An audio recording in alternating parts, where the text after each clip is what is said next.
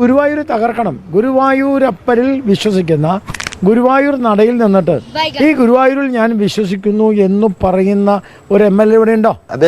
വിളക്ക് കത്തിക്കുന്നത് ഹറാമാന്ന് പ്രഖ്യാപിക്കുന്ന ഒരു MLA. അല്ലടോ എന്റെ പൊന്നു ചേട്ടാ, ഈ ഒരൊറ്റ കാര്യം ചോദിക്കാനുള്ളൂ.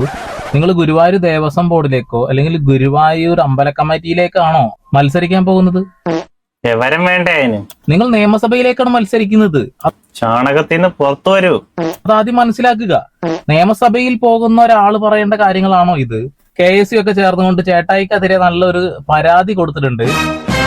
ഇലക്ഷൻ കമ്മീഷൻ ഇടപെടൽ നടത്താനുള്ള സാധ്യതയുണ്ട്.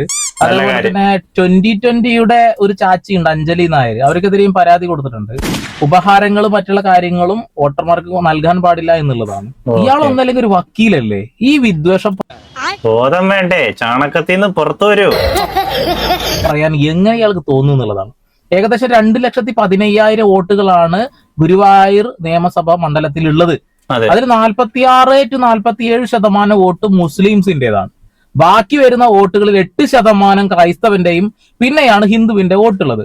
ഏകദേശം 1,10,000-ഓളം വോട്ട് മുസ്ലിംസിന്റെ ഉണ്ട്. അത് കഴിഞ്ഞാൽ 78,000 to 85,000 അകത്താണ് ഹിന്ദുവിന്റെ വോട്ട് കിടക്കുന്നത്.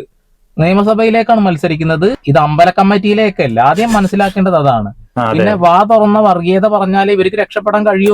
സംഘികളല്ലേ, വർഗീയതയെ പറയൂ അവര് എന്നുള്ള പൊട്ടത്തരംകാരനാണ് ഇവർ ഇത്രയും നാളെ എവിടെയും എത്തിപ്പെടാത്തെന്ന് മനസ്സിലായി. കേരളത്തിലെ അവസ്ഥ ഞാൻ പറഞ്ഞത്. നോർത്ത് ഇന്ത്യയിലെ അവസ്ഥ പറയണ്ട. നോർത്ത് ഇന്ത്യയിൽ പിന്നെ വർഗീയത വളരെ വളരെ കൂടുതലാണ്. കേരളത്തിൽ ഇവന്മാർ ജയിച്ചാലുള്ള അവസ്ഥ കണ്ടറിയണം. ായിട്ടില്ലല്ലോ. അമ്പലത്തിന് വേണ്ടിയിട്ടാണോ ഒരു MLA പ്രവർത്തിക്കേണ്ടത്? അതോ മനുഷ്യന്മാർക്ക് വേണ്ടിയിട്ടാണോ? എല്ലാവർക്കും വേണ്ടിയിട്ടാണ് പ്രവർത്തിക്കേണ്ടത്, അല്ലേ? ഈ പറയുന്ന മനുഷ്യൻ ആ അമ്പലത്തിന് വേണ്ടി എന്തൊക്കെ ചെയ്തു എന്ന് വ്യക്തമായ ഡാറ്റ സഹിതം നമുക്ക് കണ്ട് പൊളിച്ചടക്കാം, അല്ലേ? ബാക്കി കാണാം. ഗുരുവായൂർ അമ്പലം എന്ന് പറയുന്നത് മിത്താണ് എന്ന് പറയുന്ന വേറൊരു MLA. അപ്പം ഈ ഗുരുവായൂർ ക്ഷേത്രവും അതിൻ്റെ ചൈതന്യവും അതിൻ്റെ പരിപാവനത്വവും എല്ലാം നിറഞ്ഞ ഗുരുവായൂർ ക്ഷേത്രവും അതിൻ്റെ ചൈതന്യവും അതിൻ്റെ പരിപാവനത്വവും എല്ലാം നിറഞ്ഞു നിൽക്കുന്ന ഗുരുപവനപുരിയിൽ ഇതാണ് ആരൊക്കെ ഒട്ടകം എന്ന് കിട്ടു. ഇയാളെയാണോ പറയുന്നത് അങ്ങനെയൊക്കെ? ഈ വിരുദ്ധ സമീപനമുള്ളവരല്ലേ ഇവിടെ MLA-മാരായി വരുന്നത്? എന്തുകൊണ്ട് ഈ പാർട്ടികൾ, ഇടതുപക്ഷവും വലതുപക്ഷവും, ഞാൻ വീണ്ടും വീണ്ടും വീണ്ടും ഉന്നയിക്കുകയാണ്, എന്തുകൊണ്ടാണ് ഇടതുപക്ഷവും വലതുപക്ഷവും ഈ ഗുരുവായൂരിൽ ഒരു ഹിന്ദു MLA വിൽക്കാത്തത്? അവിടെ ഒരുപാട് ക്രിസ്ത്യൻ പള്ളികളുണ്ട്. അതുപോലെ തന്നെ അവിടെ ഒരുപാട് മുസ്ലിം പള്ളികളുണ്ട്. അവിടെയുള്ള പുരോഹിതന്മാർ ആരെങ്കിലും വന്ന് പറയുന്നുണ്ടോ ഇങ്ങനെയുള്ള വല്ല കാര്യങ്ങളും? ക്രൈസ്തവർ പറയണ്ട. അങ്ങനെയാണെങ്കിൽ ഒരു ക്രൈസ്തവനെ എന്തുകൊണ്ട് ഇതൊരു കഴിവ് കെട്ടവനാണ് അവന്മാർ ഇങ്ങനെയൊക്കെ പറഞ്ഞുകൊണ്ടിരിക്കും. വർഗീയത നിർത്തുന്നില്ല, ഞങ്ങൾക്ക് പള്ളികളുള്ളതല്ലേ എന്ന് പറയണ്ടേ? പറയുന്നില്ല. ഇതാണ് BJP മറ്റുള്ള രാഷ്ട്രീയ പാർട്ടികളും തമ്മിലുള്ള വ്യത്യാസം. ഇവനെ പോലെയുള്ള ആ വ്യത്യാസം കൊണ്ടാണ് അവന്മാർ ഇവിടെ ഭരിക്കാൻ കിട്ടാത്തത്. കുറെ കൂതറകളുണ്ട്. വർഗീയത പറഞ്ഞിട്ട് പിടിച്ചടക്കാൻ നോക്കാൻ പറ്റുമോ നോക്കുന്നവൻ. അതിലൊരുത്തനാണ് വെള്ളാപ്പള്ളി നടേശൻ. അവനെ ഹൈക്കോടതി അങ്ങ് ദൂരെ കളഞ്ഞു. അവനൊറ്റ ആള് കാരണം അവരുടെ സംഘടനയ്ക്ക് എത്രത്തോളം ചീത്തപ്പേരുണ്ടായിന്നറിയോ? മുസ്ലിം വിരോധം തലക്കടിച്ച് നടക്കുന്ന ഒരു വ്യക്തിയായിരുന്നു അവൻ. ഇവനും അതുപോലെ തന്നെയാണെന്നുള്ളതാണ്. ഇവനൊരു ഇരട്ടപ്പേരുണ്ട്, ഒട്ടകം എന്നൊക്കെയാണ് അവനെ വിളിക്കുന്നത്. എന്തെങ്കിലും ആവട്ടെ. ഇനി എന്താണ് ആ നിയോജക മണ്ഡലത്തിൽ, എന്താണ് ഗുരുവായൂരിന് വേണ്ടിയിട്ട് ഇയാൾ ഇപ്പൊ പറഞ്ഞ ആ മുസ്ലിം ആയിട്ടുള്ള MLA ചെയ്തു കൊടുത്തും കൂടി കാണണ്ടേ? കാണാം. കുതിച്ചുചാട്ടവുമായി തല ഉയർത്തി നിൽക്കുകയാണ് ഇന്ന് ഗുരുവായൂർ. സൗത്ത് ഇന്ത്യയിലെ തന്നെ ഗുരുവായൂർ എന്ന് പറഞ്ഞിട്ട് റെയിൽവേ സ്റ്റേഷനാണ് കാണിക്കുന്നത്. ഏറ്റവും പ്രസിദ്ധമായ ഗുരുവായൂർ ക്ഷേത്രം നിലനിൽക്കുന്ന മണ്ഡലം കൂടിയാണ് ഗുരുവായൂർ. ലക്ഷക്കണക്കായ ഭക്തർ വന്നു പോകുന്ന സ്ഥലം കൂടിയായ ഗുരുവായൂരിൽ ഒട്ടനവധി വികസന പ്രവർത്തനങ്ങളാണ് പൂർത്തിയായതും ഇപ്പോൾ നടന്നുകൊണ്ടിരിക്കുന്നതും. ഗുരുവായൂർ, ചാവക്കാട് നഗരസഭകളും പുന്നയൂർക്കുളം, വടക്കേക്കാട്, പുന്നയൂർ, കടപ്പുറം, ഒരുമനയൂർ, എങ്ങണ്ടിയൂർ തുടങ്ങിയ പഞ്ചായത്തുകളും ഉൾപ്പെടുന്നതാണ് ഗുരുവായൂർ അസംബ്ലി മണ്ഡലം. ഇവിടുത്തെ വികസന പ്രവർത്തനങ്ങൾക്ക് വർഷങ്ങളായി ചുക്കാൻ പിടിക്കുന്നത് ശ്രീ KV അബ്ദുൽ ഖാദർ MLA ആണ്. ഒരു MLA എന്ന നിലയിൽ മണ്ഡലത്തിന്റെ വികസനവുമായി ബന്ധപ്പെട്ട് വൻ കുതിച്ചുചാട്ടം നടന്നതിന്റെ സംതൃപ്തിയിലാണ് അദ്ദേഹം ഇന്ന്. അബ്ദുൽ ഖാദർ എന്ന് പറയുന്ന മുസ്ലിം നാമധാരി ഗുരുവായൂർ അമ്പലത്തിന് വേണ്ടി എന്ത് ചെയ്തു എന്നല്ല ചോദിക്കുന്നത്. ഗുരുവായൂർ അമ്പലത്തിന് വേണ്ടി മാത്രമല്ല, ഗുരുവായൂരുള്ള മുഴുവൻ വോട്ടർമാർക്ക് വേണ്ടിയിട്ടും അതിൽ ജാതിമത വർണ്ണ വർഗ രാഷ്ട്രീയ ഭേദമന്യേ അദ്ദേഹം ചെയ്തിട്ടുണ്ട്. ഇല്ല എന്ന് ഒരിക്കലും ഒരാളും പറയാൻ കഴിയില്ല. അതെ അതെ, ഇനിയെങ്കിലും ഇവന്മാരുടെ അടുത്തൊന്ന് പറയണം, വർഗീയത പറഞ്ഞ് വോട്ട് പിടിക്കാതെ എന്തെങ്കിലും നല്ല കാര്യം ചെയ്തിട്ടുണ്ടെങ്കിൽ അതൊക്കെ ഒന്ന് വെളിപ്പെടുത്തൂ. അത് പറഞ്ഞ് വോട്ട് പിടിക്കാൻ നോക്കൂ. അങ്ങനെ ഒന്ന് പറഞ്ഞ് പഠിപ്പിക്കണം ഇവന്മാരെ. അതുകൊണ്ടൊക്കെ തന്നെയാണ് BJP-യുടെ ഈ പൊറോട്ട് നാടകം ചിലവാകാത്തത് എന്നുള്ളതാണ് അദ്ദേഹം പറയുന്നത്. കേൾക്കാം. കേന്ദ്ര സംസ്ഥാന ഗവൺമെൻറ്റുകളുടെ ഫണ്ട് ഉപയോഗപ്പെടുത്തിയിട്ടുള്ള നിരവധി വികസന പ്രവർത്തനങ്ങളാണ് ഗുരുവായൂർ നിയമസഭാ മണ്ഡലത്തിൽ നടന്നുകൊണ്ടിരിക്കുന്നത്. ഗുരുവായൂർ ക്ഷേത്ര നഗരം തന്നെയാണ് ഏറ്റവും പ്രധാനപ്പെട്ടത്. ഇവിടെ നേരത്തെ പറഞ്ഞതുപോലെ കുടിവെള്ള പദ്ധതിയുടെ നിർമ്മാണ പ്രവർത്തനങ്ങൾ നടന്നുകൊണ്ടിരിക്കുകയാണ്. അതുപോലെ അമൃത് പദ്ധതിയിൽ നിന്നുള്ള നിരവധി വികസന പ്രവർത്തനങ്ങൾ നടന്നുകൊണ്ടിരിക്കുന്നു. ഗുരുവായൂരിൻ്റെ ഏറ്റവും വലിയ പ്രശ്നം ഒരുപാട് വിവാഹങ്ങളുള്ള ദിവസം വാഹനങ്ങൾ സ്റ്റക്ക് ചെയ്യപ്പെടും എന്നുള്ളതാണ്. അതിന് പരിഹാരമായിട്ട് പാർക്കിംഗ് സമുച്ചയങ്ങൾ ഗുരുവായൂർ നഗരസഭയുടെയും ദേവസ്വത്തിൻ്റെയും അമൃത് പദ്ധതിയിൽ ഉൾപ്പെടുത്തി നിർമ്മാണ പ്രവർത്തനങ്ങൾ നടന്നുകൊണ്ടിരിക്കുന്നു. പ്രസാദ് പദ്ധതിയിൽ ഉൾപ്പെടുത്തി ടൂറിസം ഫെസിലിറ്റേഷൻ കേന്ദ്രങ്ങൾ, ടൂറിസം അമ്യൂണിറ്റി സെൻറ്റർ 2 കെട്ടിടങ്ങൾ നിർമ്മാണം പൂർത്തീകരിച്ചിരിക്കുകയാണ്. കുടിവെള്ള പദ്ധതിയുടെ നിർമ്മാണം പൂർത്തീകരിച്ചു. ഗുരുവായൂരിൽ എന്നിട്ടാണ് പൊട്ടം വന്ന് എന്തിനാണ് നിങ്ങൾ ചെയ്തത് എന്ന് പറയുന്നത്. ഇതൊക്കെ മനുഷ്യർക്ക് വേണ്ടി അവിടെ ചെയ്തിട്ടുണ്ട് എന്ന് അവനെ ഒന്ന് കണ്ണ് കാണട്ടെ, വിളിച്ച് കാണിക്കൂ. അഴുക്കുചാൽ പദ്ധതി കഴിഞ്ഞ 15 വർഷമായിട്ട് വലിയ വിവാദമായിരുന്ന ഗുരുവായൂർ ഡ്രെയിനേജ് സ്കീം സംസ്ഥാന ഗവൺമെൻറ്റിൻ്റെ 14 കോടി രൂപ വിനിയോഗിച്ചുകൊണ്ട് പൂർത്തീകരിച്ചിരിക്കുകയാണ്. അതിന് ഉദ്ഘാടനത്തിനായിട്ട് തയ്യാറായിരിക്കുകയാണ്. അതുപോലെ ഗുരുവായൂരിൻ്റെ മേൽപ്പാലം നിർമ്മാണം ആരംഭിക്കാനിരിക്കുകയാണ്. ഗുരുവായൂരിൻ്റെ ഏറ്റവും പ്രധാനപ്പെട്ട ഒരു ടൂറിസം കേന്ദ്രമാണ് ചാവക്കാട്. ചാവക്കാട് ബീച്ചിലെ ടൂറിസം സെൻറ്റർ അതിൻ്റെ ഒരു ഘട്ടം നിർമ്മാണം പൂർത്തീകരിച്ചു. 2ാം ഘട്ടവും ഈ സീസണിൽ നിർമ്മാണം പൂർത്തീകരിക്കാൻ വേണ്ടി പോവുകയാണ്. 24 കോടി രൂപ ചെലവഴിച്ചുകൊണ്ടാണ് ആ മേൽപ്പാലത്തിന്റെ പരിപാടി കഴിഞ്ഞത്. കൃത്യമായിട്ട് വികസനങ്ങൾ നടക്കുന്നുണ്ട്. അതെ അതെ, ഇപ്പൊ എണ്ണി പറഞ്ഞു, ഇതേപോലെ എണ്ണി പറഞ്ഞു വോട്ട് പിടിക്കാനായിട്ട് ശ്രമിക്കുക, അല്ലാതെ പച്ച വർഗീയത പറഞ്ഞു വോട്ട് പിടിക്കാൻ ശ്രമിക്കരുത്. പിന്നെയും തോറ്റ് പോകും. അവിടെ ജാതിയും മതവും വർണ്ണവും ഒന്നും കുത്തിക്കയറ്റില്ല എന്റെ പൊന്നു ചേട്ടായി എന്ന് എനിക്ക് പറയാനുള്ളത്. കൂടാതെ തന്നെ അവിടെയുള്ള സ്കൂളുകൾ ഹൈടെക് ആയി. അത് കൂടാതെ തന്നെ അവിടെ ഒരുപാട് ഹൈമാസ് ലൈറ്റുകൾ വെച്ചിട്ടുണ്ട്. അങ്ങനെ പലതരത്തിലുള്ള പരിപാടികൾ അവിടെ ചെയ്തിട്ടുണ്ട്. പിന്നെ ഒരു MLA-യുടെ ഫണ്ട് ഉപയോഗിച്ചുകൊണ്ടാണോ അമ്പലത്തിലെ കാര്യങ്ങൾ കൂടുതലും ചെയ്യുക? അല്ല, അതിന് കേന്ദ്ര ഫണ്ട് ഉണ്ട്. അതുകൂടെ കേരള സർക്കാരിന് മറ്റ് ഫണ്ടുകളുണ്ട്. ഇത്തരം ഫണ്ടുകൾ ഉപയോഗിച്ചുകൊണ്ട് തന്നെ എല്ലാം ഏകോപിച്ചുകൊണ്ട് തന്നെ ആ പരിപാടികളൊക്കെ MLA എന്നൊരു മനുഷ്യൻ അവിടെ ചെയ്തിട്ടുണ്ട്. നിങ്ങൾ പറയുന്ന മുസ്ലിം അതൊക്കെ ചെയ്തിട്ടുണ്ട് എന്നുള്ളതാണ്. അമ്പലത്തിന് വേണ്ടി മാത്രം പ്രവർത്തിക്കാനുള്ള ഒരു മനുഷ്യനല്ല MLA. അമ്പല കമ്മിറ്റിയിലേക്കാണ് താങ്കൾ മത്സരിക്കുന്നത്. മറ്റൊരു ചേച്ചിയും കൂടി രംഗത്ത് വന്നിട്ടുണ്ട്. അതുകൂടി കാണാം. 165 ദിവസവും റേഷൻ കിട്ടുന്നുണ്ട് അല്ലേ? നമ്മുടെ ഹൈവേ റോഡുകൾ, മെട്രോ, മികച്ച ഗതാഗതം, വല്ലവന്റെ തന്തയാവരുത്. അതായത് ഇതെല്ലാം നിങ്ങളാണ് ചെയ്തതെന്ന് പറയരുത്. വിദ്യാഭ്യാസം, ഇതൊക്കെ ആരാ നമുക്ക് തന്നത്? നമ്മുടെ കേന്ദ്ര സർക്കാരാണ്.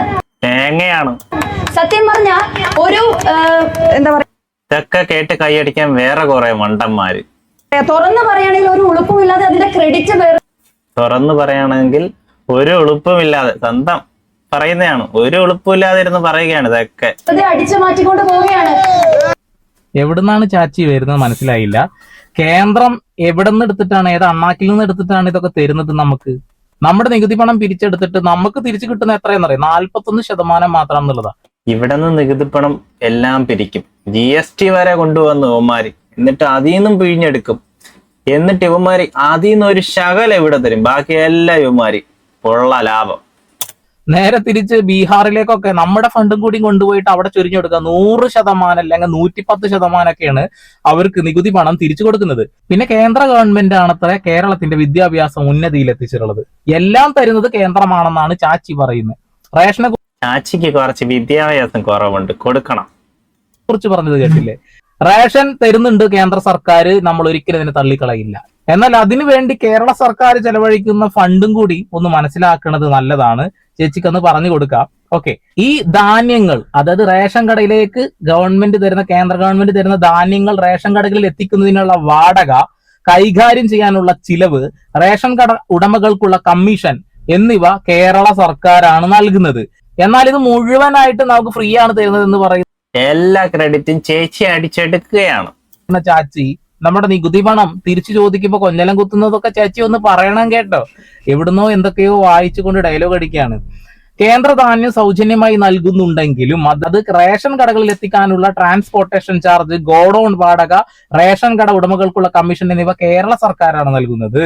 കേന്ദ്രം നൽകുന്ന വിഹിതം ജനസംഖ്യയുടെ 43% പേർക്ക് മാത്രമാണ്. എന്നാൽ ബാക്കിയുള്ള 57% പേർക്കും കുറഞ്ഞ നിരക്കിൽ അരി നൽകുന്ന സംസ്ഥാന സർക്കാരിന്റെ സ്വന്തം ഫണ്ട് ഉപയോഗിച്ചുകൊണ്ടാണ് കിറ്റുകളും മറ്റു ആനുകൂല്യങ്ങളും ഓണം പോലുള്ള ഉത്സവങ്ങളിൽ നൽകുന്ന സൗജന്യ കിറ്റ്, ശബരി ഉൽപ്പന്നങ്ങൾ തുടങ്ങിയ സംസ്ഥാന സർക്കാരിന്റെ സ്വന്തം പദ്ധതികളാണ്. ചുരുക്കത്തിൽ റേഷൻ പദ്ധതിയുടെ അടിത്തറയിട്ടത് ബ്രിട്ടീഷുകാരാണ് എന്നുള്ളതാണ്. രണ്ടാം ലോക മഹായുദ്ധ കാലഘട്ടത്തിലാണ് ഇങ്ങനെ ഒരു സംഭവം നടക്കുന്നത്. 1964 കേരള സർക്കാരാണ് ഇത് ശക്തമാക്കുന്നത് എന്നുള്ളതാണ്. പിന്നീട് 2013 നിയമപ്രകാരം കേന്ദ്ര സർക്കാരും ഇതിൽ ഇടപെടലുകൾ നടത്തിയിട്ടുണ്ട്, ഇല്ല എന്ന് പറയുന്നില്ല. എന്നാൽ ഈ പറയുന്ന നരേന്ദ്രമോദി എന്ന് പറയുന്ന വ്യക്തി ഉണ്ടല്ലോ, അയാൾ സ്വന്തമായി എന്ത് ഉണ്ടയാണ് ചെയ്തതെന്ന് വലിയൊരു ചോദ്യമായിരിക്കും എല്ലാവർക്കും ഉയർത്താനുള്ളത്. സത്യത്തില് കോൺഗ്രസ് സർക്കാർ ഉണ്ടാക്കിയെടുത്ത പല പദ്ധതികളുടെയും പേര് അദ്ദേഹം മാറ്റി എന്നുള്ളതാണ്. വേണമെങ്കിൽ ഒന്ന് ഇവന്മാര് ജയിച്ചിട്ട് കേരള എന്നുള്ളത് കേരളമാക്കി, ആന എന്നുള്ളത് ആനിയാക്കി. ഇതൊക്കെ ഇവന്മാര് ചെയ്യും. ഓക്കെ, സോ ഇങ്ങനെ പേരുമാറ്റൽ ചടങ്ങാണ് ഇവന്മാരെ കൊണ്ട് പറ്റത്തുള്ളൂ. പിന്നെ ഇവിടെ നിന്ന് കുറെ പൈസ അടിച്ചോണ്ട് പോവുക, കുറച്ച് ലോകം കറങ്ങുക, ഇവനെയൊക്കെ ജയിപ്പിച്ചു വിട്ടാൽ ഇതൊക്കെ നടക്കൂ. വികസനം ഒരിക്കലും നടക്കില്ല. മങ്കിയെ പറഞ്ഞ് മനസ്സിലാക്കാം, മന്ദബുദ്ധി എങ്ങനെ പറഞ്ഞ് മനസ്സിലാക്കും? ഇന്ദിര ആവാസ് യോജന പ്രധാനമന്ത്രി ആവാസ് യോജനയാക്കി മാറ്റുന്നു. നിർമ്മൽ ഭാരത് അഭിയാൻ അത് സ്വച്ഛ് ഭാരത് മിഷനാക്കി മാറ്റുന്നു. രാജീവ് ഗാന്ധി ഗ്രാമീൺ വൈദ്യുതീകരണ യോജന അത് ദീൻ ദയാൽ ഉപാധ്യായ ഗ്രാം മറ്റേ മെയിൻ ആയിട്ട് പേരിടൽ ചടങ്ങാണ് ഇവന്മാരെ നടത്തുന്നത്. വല്ലവന്റെയും കൊച്ചിനെ ഇവന്മാരെ പേരിട്ട് എടുക്കുക, അതാണ് ഈ സംഘികളുടെ മെയിൻ പരിപാടി. യോജന എന്നാക്കിയിട്ടുണ്ട്. അതുപോലെ തന്നെ ജവഹർലാൽ നെഹ്റു അർബൻ റവന്യൂ മിഷന്റെ പേര് അമൃത് എന്നാക്കി മാറ്റിയിട്ടുണ്ട്. ഒക്കെ കോൺഗ്രസിന്റെയാണ് കേട്ടോ. നോ ഫ്രിൽ അക്കൗണ്ട് എന്ന് പറയുന്നതിന് ജൻധൻ യോജന എന്ന പേരിലേക്ക് മാറ്റി. നാഷണൽ മാനുഫാക്ചറിംഗ് പോളിസിയെ മേക്ക് ഇൻ ഇന്ത്യയാക്കി മാറ്റി. ഇന്ദിരാഗാന്ധി മാതൃത്വ സഹयोग യോജന പ്രധാനമന്ത്രി മാതൃവന്ദന യോജനയാക്കി മാറ്റി. നാഷണൽ ഒപ്റ്റിക്കൽ ഫൈബർ നെറ്റ്വർക്കിന്റെ പേര് ഭാരത് നെറ്റ് എന്നാക്കി മാറ്റുന്നു. പിന്നെ സോലംബൻ യോജന അത് അടൽ പെൻഷൻ യോജനയാക്കി മാറ്റുന്നു. സത്യം പറയാച്ചിട്ടുണ്ടെങ്കിൽ ഒരു ലോഡ് കാര്യങ്ങളുടെ പേര് മാറ്റിയിട്ട് സ്വന്തം പേരിലേക്ക് എന്ത് പറയുന്നത് മഹാത്മാഗാന്ധി ഗ്രാമീണ തൊഴിലുറപ്പ് പദ്ധതി അവർ VBG റാംജി എന്ന പേരിലേക്ക് അങ്ങ് മാറ്റി. അങ്ങനെ ഒരുപാട് ഊളത്തരങ്ങൾ ഈ പറയുന്ന ആളുകൾ ചെയ്തിട്ടുണ്ട്. ഇനി നരേന്ദ്രമോദി ചെയ്യുന്ന കുറച്ച് കാര്യങ്ങൾ, റേഷൻ കടകളിൽ നരേന്ദ്രമോദിയുടെ ഫോട്ടോ ഒട്ടിക്കണം, എന്നിട്ട് സെൽഫി പോയിന്റ് വെക്കണം. കേരള സർക്കാർ പോയി പണി നോക്കാൻ പറഞ്ഞു. നല്ലൊരു കാര്യം. അതിന് യുഡിഎഫ് സർക്കാർ വന്നാൽ അങ്ങനെ തന്നെ പോയി പണി നോക്കണം എന്നുള്ളത്. അതുപോലെ തന്നെ PM-ശ്രീ പദ്ധതി എന്ന് പറഞ്ഞുകൊണ്ട് സ്കൂളുകളിലൊക്കെ ഒരു പോസ്റ്റർ വെക്കണം എന്ന് നരേന്ദ്രമോദി എന്തിനാണെന്നറിയോ? സ്കൂൾ നവീകരിക്കാൻ കേന്ദ്രം നൽകുന്ന കോടിക്കണക്കിന് രൂപ ലഭിക്കണമെങ്കിൽ സ്കൂളുകളിൽ PM-ശ്രീ എന്ന ബോർഡ് ചെയ്യണമെന്ന് കേന്ദ്രം ആവശ്യപ്പെട്ടു. കേരള സർക്കാർ പോയി പണി നോക്കൂ എന്ന് പറഞ്ഞുകൊണ്ട് അടിച്ചോടി. ചേച്ചിയൊക്കെ എവിടുന്നാണ് ഇമാതിരി ഓട്ടായിട്ട് വരുന്ന ഒരു പിടിയില്ല. പലതിന്റെയും പേര് മാറ്റിയിട്ടാണ് നരേന്ദ്രമോദി ഡയലോഗ് ചെയ്യുന്നത്. നമ്മുടെ ഈ റോഡുകളിൽ മൊത്തം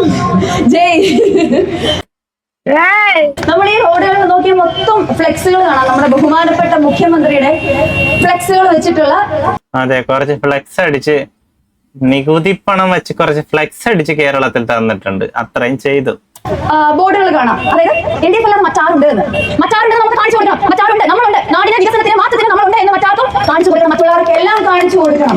മറ്റുള്ളവർക്ക് അത് കാണിച്ചു കൊടുക്കുക. UDF ഉണ്ട് ഇവിടെ, CPIM ഇല്ലെങ്കിൽ UDF ഉണ്ട്.